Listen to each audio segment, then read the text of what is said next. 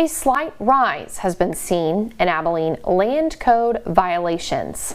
One citizen showing up to a meeting to discuss his case with the board. KRBC's Noah McKinney spoke with city planning and zoning staff to find out more about that case and the seeming rise in violations. In a recent meeting, Abilenian Bruce Reed went before the City Planning and Zoning Board seeking a permit to allow him to keep a freight container on his land, speaking with understanding. This has really taken me by surprise. That container's been there for 14 years. But a bit of frustration as well, saying the container has been there seemingly without issue for over a decade. And no one complained about it until somebody who drives around taking photos of containers turns it in. I don't know who here has 12 or 13,000 bucks just to shell out because the city said move your stuff, but I understand. The land it sits on is zoned general retail, which according to City Land Code adopted in 2000 can have such a container, but only with a conditional use permit. And Mr. Rosenbaum? Yes. And the motion carries. His request was approved by the board, now awaiting final approval by City Council. But if this ordinance has been on the books since the millennium, why is it only now that this scene is playing out? We finally have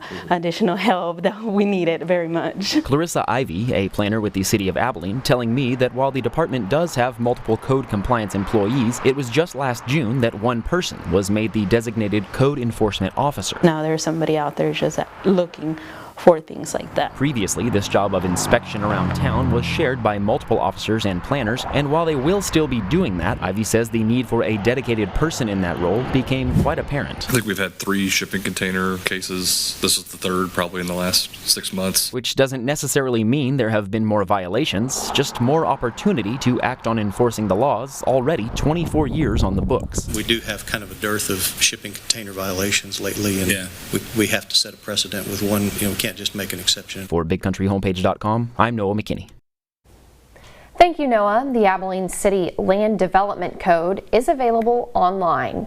If you have any concerns your land might be in violation, you can check that article for the law as it currently stands.